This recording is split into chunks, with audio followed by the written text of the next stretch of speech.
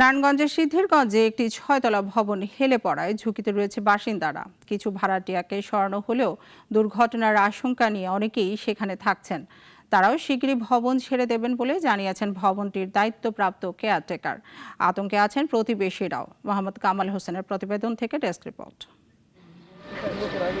নারায়ণগঞ্জের সিদ্ধিরগঞ্জে হিরাজিল আবাসিক এলাকায় বিশ্বাস মঞ্জিল নামের 6 তলা একটি ভবন হেলে পড়েছে। এতে করে স্থানীয়দের মধ্যে আতঙ্ক তৈরি হয়েছে। স্থানীয়রা বলছেন ভবনটি নির্মাণের সময় পাইলিং করা হয়নি, এ কারণে একদিকে হেলে পড়েছে।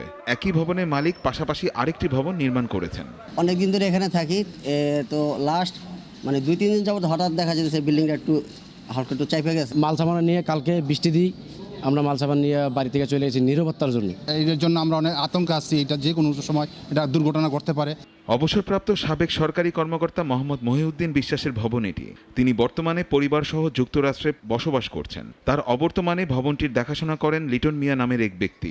আমরা সবাইকে জানাই দিয়েছি নেমে যাওয়ার জন্য, যেহেতু সবাই বলছে ঝুঁকিপূর্ণ। সমাজ কল্যাণ অফিস থেকেও জানাইছে ঝুঁকিপূর্ণ বা ভাড়াটিয়াদের থাকতে নিষেধ করছে। হেলে পড়া বাড়ির মালিকের ভাগিনা শোয়েব হোসেন শামীম জানান, মানুষের নিরাপত্তার জন্য যা ব্যবস্থা করা লাগে আমরা তাই করব। তবে নিজের শঙ্কার কথা বলেছেন পাশের বাড়ির মালিক।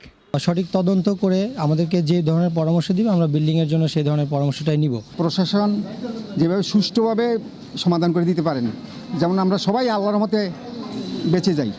ফায়ার সার্ভিস বলছে পরিদর্শন করে জেলা প্রশাসন, রাজুক, সিটি কর্পোরেশন সবাইকে বিষয়টি জানানো হবে।